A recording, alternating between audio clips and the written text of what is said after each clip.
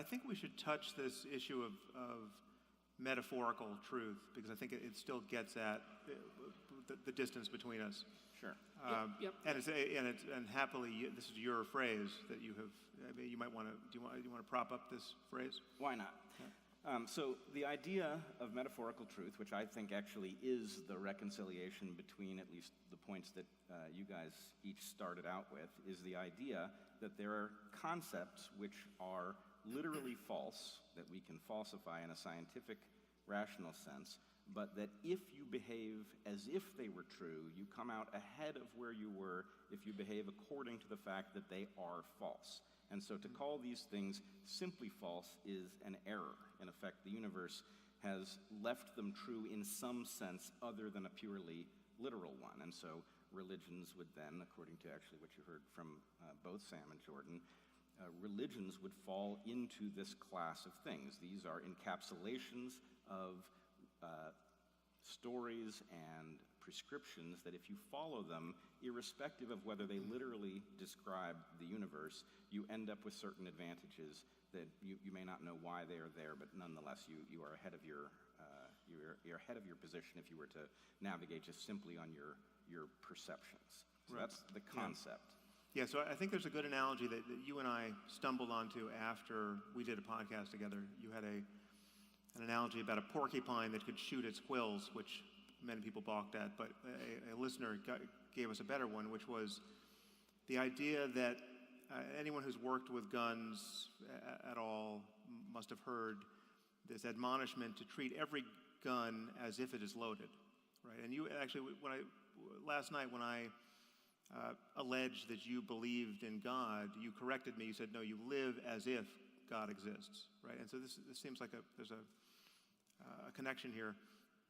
So if I had a gun here that I wanted to show Bret, if I know anything about guns, I'm going to make damn sure that it's unloaded, right? I'm going to pull back the slide, I'm going to drop the magazine, pull back the slide, check the chamber, and do this in a redundant fashion that really looks like I'm suffering from obsessive compulsive disorder. I mean, it is truly redundant. And then I'll hand it to Bret, and if Bret knows anything about guns, he will do the same thing, having just seen me do it. And if he hands it back to me, again, I will do the same thing, even though there may be no ammunition around, right? So it really is crazy at the level of our explicit knowledge of the situation, and yet absolutely necessary to do. And it's not merely, it runs very deep. I mean, that whole time you're careful not to point the barrel of the gun at anything you would be afraid to shoot. And when people fail to live this way around guns, they, with some unnerving frequency, actually shoot themselves or people close to them by accident. So it is really the only proper hedge against just the odds of being in proximity to loaded weapons. And yet, if someone in the middle of this operation came up to us and said, actually there's a casino that just opened across the street that will take your bets about whether or not guns are loaded. Would you like to bet $1 million as to whether or not this gun is loaded? Well, of course, I would bet those $1 million every time that it's not loaded because I know it's not loaded. So there's a literal truth and a metaphorical truth, otherwise known as a very useful fiction, which in this case is actually more useful than the truth, right? But the only way I can understand its utility is, and even utter the phrase metaphorical truth in a way that's comprehensible, is in the context of distinguishing it from literal truth. So, yeah, go ahead. This is fascinating, Sam, actually. This is I think, next phase of... I'm worried by how excited you are. So I have a little story that might be helpful about that, and so you can tell me what you think about. You can think about this. Okay, so one of the things that I've been reconsidering since we talked last night is the nature of our dispute about the relationship between facts and values, because I think I can make a case that what I've been trying to do, especially in my first book, was to ground values in facts.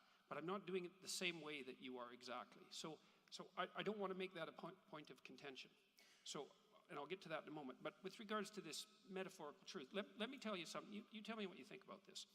So one of the things that's been observed by anthropologists worldwide is that human beings tend to make sacrifices. So I'm going to spend 2 minutes, 3 minutes, laying out a sacrificial story. And the reason I want to do it is because, see, what I think happened with regards to the origin of these profound stories is that people first started to behave in certain ways that had survival significance.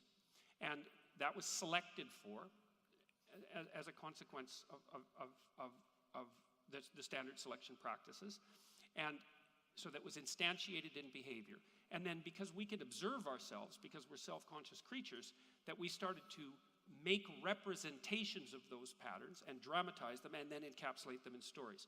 So it's a bottom-up so it would be sort of like chimpanzees or wolves become aware of their dominance hierarchy structures and the strategies that they use. So a wolf, for example, if two wolves are having a dominance dispute, the wolf that gives up first lays down and puts his neck open so the other wolf can tear it out, and then the other wolf doesn't. And you could say, well, it's as if a wolf is following a rule about not killing a weaker member of the pack. Of course, wolves don't have rules. They have behavioral patterns. But a self-conscious wolf would watch what the wolves were doing and then say, well, it's as if we're acting out the idea that each wolf in the pack has intrinsic value. And then that starts to be, and maybe the wolves would have a little story about the heroic forbearing wolf that doesn't tear out the neck of its opponents, and that's a good wolf. Well, that's good wolf ethics. And so, but it's grounded in the actual behavior.